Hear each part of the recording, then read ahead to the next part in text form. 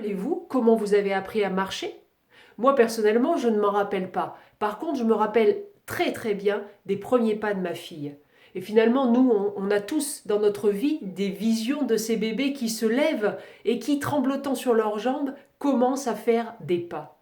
Mais finalement, ce premier pas, comment il a été? Est-ce un pas de géant ou est-ce un petit pas? C'est un petit pas. Je vais vous partager un plan en 5 étapes pour changer, évoluer, en utilisant cette méthode que nous utilisons naturellement et instinctivement dans notre enfance. Nous avons donc appris à passer de la position assise ou couchée à la position debout. Cela nous a plutôt bien réussi, n'est-ce pas, puisque nous avons tous réussi à marcher, même si on est tombé en moyenne 2000 fois, maintenant nous pouvons dire que nous savons marcher.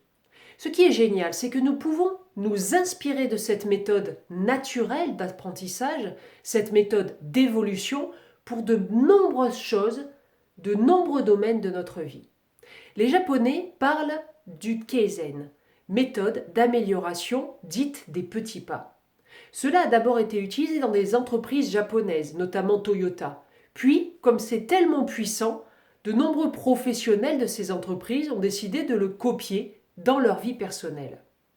Souvent, nous essayons d'implanter de nouvelles habitudes et il faut dire que cela n'est pas facile et les sources d'échecs sont très nombreuses. En utilisant le Kaizen, ça permet de modifier nos habitudes sans effort grâce à l'amélioration continue. Comme il est impossible de modifier une habitude du jour au lendemain, tout comme nous n'avons pas appris à marcher du jour au lendemain, l'être humain a besoin de viser un changement graduel, progressif, un changement tellement minime qu'il est presque imperceptible.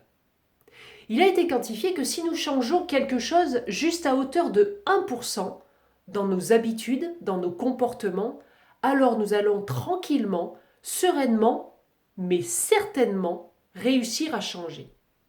Ce peut être manger un fruit par jour si vous avez envie de manger plus de fruits par jour.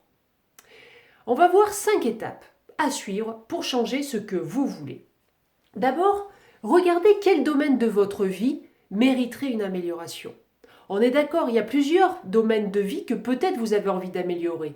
Mais là aussi, la technique du Kaizen dit qu'il ne faut pas gérer plusieurs choses à la fois. Ne pas avoir plusieurs choses sur le feu en même temps. Donc choisissez un des domaines dans lesquels actuellement vous vous dites « si j'améliore cette partie-là, je vais vraiment sentir un mieux-être, un plus grand bonheur ». Alors, quel domaine souhaitez-vous améliorer?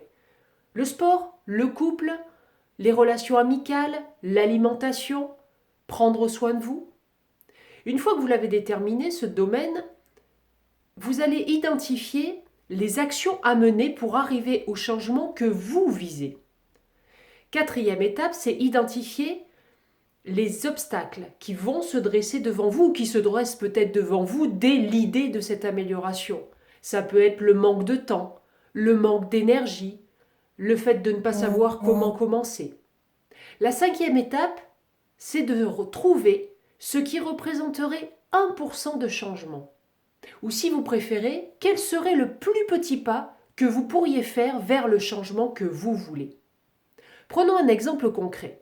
Dans tous mes domaines de vie, un des domaines où moi j'aimerais apporter personnellement un changement, c'est le domaine de la spiritualité.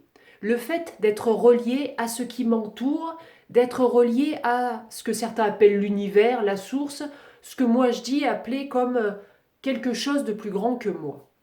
Si j'identifie les actions à mener, ça pourrait être lire des livres sur le sujet, ça pourrait être voir ce qui m'attire le plus comme courant de spiritualité. Il y a par exemple le bouddhisme, la méditation, la pleine conscience et tant d'autres. Ça pourrait être aussi une action de me former, aller faire un stage, pourquoi pas de quelques jours sur ce sujet-là. Après, c'est l'étape des obstacles. Le manque de temps, le budget. Acheter un livre ou acheter une formation, ça n'est pas la même chose. Un obstacle, ça pourrait être l'envie de me mettre à quelque chose où je ne connais quasiment rien. Donc cela va forcément me demander des efforts de compréhension, peut-être des efforts de mémorisation, d'analyse.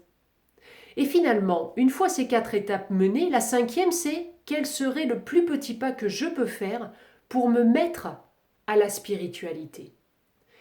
Si j'ai choisi la méditation, Je pourrais me dire, eh bien, le plus petit pas que tu pourrais faire, Stéphanie, c'est commencer par la cohérence cardiaque. La cohérence cardiaque, c'est le fait de mettre en adéquation, en accord, notre souffle, notre respiration avec les battements de notre cœur. Et j'ai lu qu'on pouvait faire de la cohérence cardiaque pour commencer que 5 minutes par jour. 5 minutes par jour sur une journée de 24 heures, je n'ai pas calculé, mais ça représente un petit pourcentage. Est-ce que ça vous est plus concret comme ça? Finalement, développer une volonté d'amélioration continue de tous les aspects de notre vie est plus qu'une technique. Il s'agit d'un véritable art de vivre. Alors, à vous de jouer.